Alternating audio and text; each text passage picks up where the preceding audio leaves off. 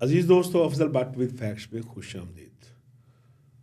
आज के प्रोग्राम में हम आपको बताएंगे कि इमरान खान और बुशरा बीबी की सज़ाओं के बाद अगला मरहला उनकी अपील का है। और वो अपील उन्होंने करनी है इस्लामाबाद हाई कोर्ट में, जहां वो तैयारी कर रहे हैं उनके वकला कि वो इस्लामाबाद हाई कोर्ट में इस्तदा करेंगे कि उनकी सज़ा सस्पेंड की जाए और उनको बेल दी जाए। और इमरान खान की इस अपील से कबल ही इस्लामाबाद हाई कोर्ट में 3 नए जजेस की एंट्री हो रही है। अब उनकी एप्लीकेशन क्या होगी, 3 नए जजेस कौन हैं और वहाँ का सिनेरियो क्या बन रहा है, इस बात से हम आपको आगाह करेंगे। और इसके साथ साथ आपको बताएंगे कि इमरान खान को सज़ा मिलने के बाद हम ख्याल कर रहे थे कि पूरे पाकिस्तान में एक दफ़ा कम अज़ कम पूरा पाकिस्तान जाम होगा, लेकिन पीटीआई की क़यादत की जानब से इतना मुहतात रद्द-ए-अमल आया है कि जो हमारी तो के बिल्कुल बरअक्स है। ये क्यों है, इसके पीछे रीज़न क्या है? और जो सज़ा से एक दिन पहले होने वाली इमरान खान की रिहाई के हवाले से बहुत जो चेमे गोइयाँ हो रही थी, बात टीवी चैनल ने उनके मतलब ये खबर भी चला दी थी कि उन्हें बरी कर दिया गया है। उसकी मेन रीज़न ये थी कि जो आर्मी चीफ के साथ मुलाकात हुई थी पीटीआई के लीडरशिप की, उसके असरात अब तक क्या सामने आए हैं, नतायज क्या सामने आए हैं, ये भी हम आपको बताएंगे। लेकिन आपसे गुजारिश है कि अगर आपने अभी तक हमारा प्रोग्राम और हमारा TV channel Afzal Bhatt with facts subscribe नहीं किया तो पहले उसको सब्सक्राइब करें और फिर बेल आइकन का बटन भी दबा दें, ताकि आपके पास हक़ाइक़ पर मबनी खबरें और तज़किये पहुँच सकें। तो आइए आपको चलते हैं इस्लामाबाद हाई कोर्ट की जानब। कि मैंने कहा बताया कि अटेस्टेड कापी मिलेगी उन्हें, अटेस्टेड कापी के बाद अपील दायर होगी और अपील दायर होने के बाद वो समाअत के लिए मुकर्रर होगी। और आप इस्लामाबाद हाई कोर्ट का ट्रैक रिकॉर्ड जानते हैं कि इस्लामाबाद हाई कोर्ट की जो मौजूदा पोजीशन है उसमें तो हुकूमत ये कहती थी कि 1 घंटे में खान साहब को नहीं मिल जाएगा। और मैं बार बार ये कहता रहा कि 2-3 रीज़न थी कि ये जो 190 मिलियन पाउंड केस जो है वो इसका फ़ैसला 3 मरतबा मुलतवी किया गया। उसकी सिर्फ जो रीज़न जो है वो ये नहीं थी प्रैक्टिकली कि कोई डील की बात हो रही थी, कोई बातचीत चल रही थी, वो भी थी। लेकिन असल मामला ये था कि इस्लामाबाद हाई कोर्ट में नए जजेस की तकर्री भी जो है वो भी पेश नज़र थी, ताकि कोई बेंच जो है वो उसकी तश्कील बदल सके। अब यह है कि अपील से कबल हुआ क्या है कि सुप्रीम जुडिशल काउंसिल का इजलास था और इस्लामाबाद हाई कोर्ट के लिए यह ऐलान किया गया था कि 5 नए जजेस जो हैं वो रखे जाएंगे। 4 जो हैं वो नीचे से आएंगे और 1 जज जो है वो लाहौर हाई कोर्ट से आएंगे। लेकिन तवक्कुआत के बरक्स कल 2 जजेस जो हैं वो सुप्रीम जुडिशल काउंसिल ने फाइनल किया है। कल मीटिंग थी उनकी और उनमें से एक नाम है इनाम अमीन मिनाज साहब का, जो एंटी नार्कोटिक्स में प्रोसिक्यूटर हैं। और उनके एक और भाई भी हैं, वो भी किसी बड़े इम्पोर्टेंट केस में प्रोसिक्यूटर हैं। वो अगर आप तहकीक करेंगे तो आपको पता चल जाएगा कि इनकी तैनाती के पीछे और क्या चीज़ें हैं। और इसी तरह इस्लामाबाद के सेशन जज आज़म खान साहब जो हैं उनको एलिवेट करके लोअर कोर्ट से हाई कोर्ट में तैनात करने के हवाले से मंजूरी दे दी गई है। और तीसरे जज जो आएंगे जिनके बारे में ये बात की जा रही है कि शहराम सरवर जो हैं वो लाहौर हाई कोर्ट से उन्हें ट्रांसफ़र करके यहाँ इस्लामाबाद हाई कोर्ट में सीनियर प्यून जज लगाया जाएगा।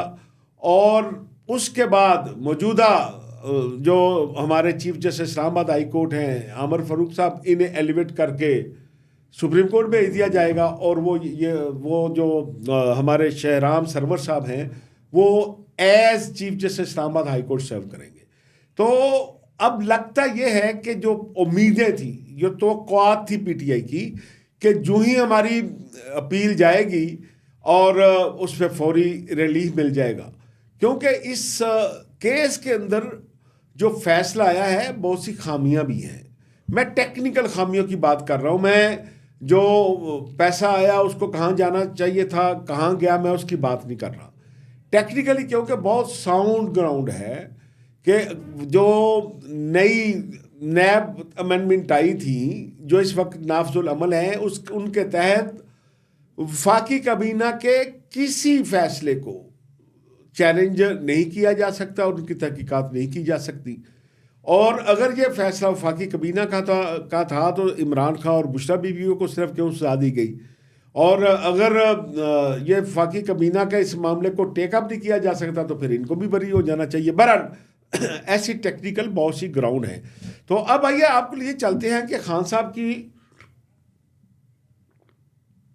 सजा के हवाले से तो चल रहा था कि सजा होनी है, खान साहब बार बार चैलेंज कर रहे थे, लेकिन क्या वजह है कि पीटीआई की क़यादत ने लोगों को तैयार क्यों नहीं किया? कि क्या वो इस बात का इंतजार करते रहे कि जब खान खुद बाहर आएगा, वो खुद लीड करेगा, वो खुद बाहर निकलेगा तो आपने लोगों को निकालना है?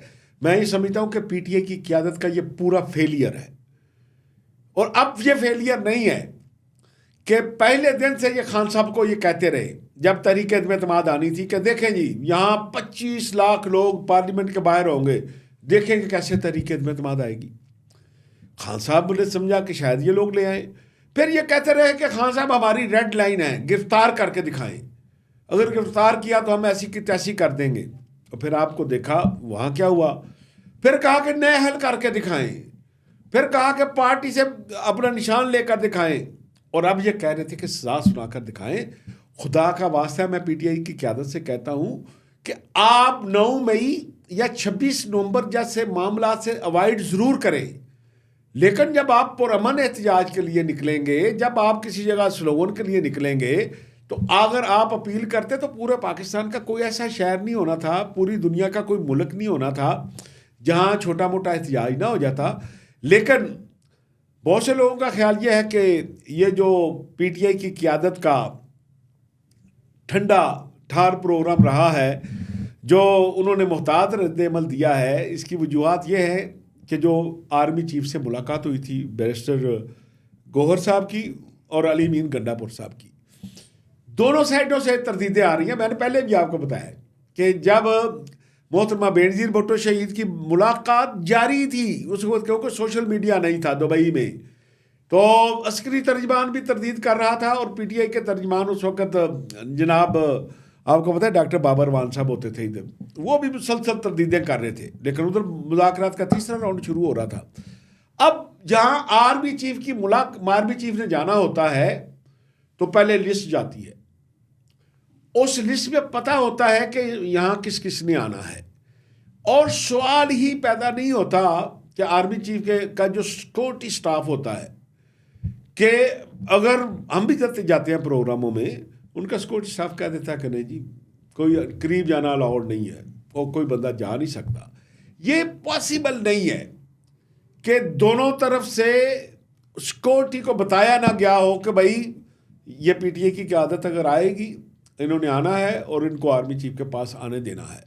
अदरवाइज जो लोग इस तरह की मीटिंग्स में जाते हैं उन्हें पता है कि पूरा प्रोटोकॉल होता है, और ये अगर एक जनरल मीटिंग हो गई है और उसके बाद जाहिर है कि चीफ गेस्ट आर्मी चीफ हों, प्रेसिडेंट हों, प्राइम मिनिस्टर हों, तो उठ के चले जाते हैं। अपनी मीटिंग का उनको बताया जाता है, इशारे से उनका सेक्रेटरी आता है बताता है और वो उठ के चले जाते हैं।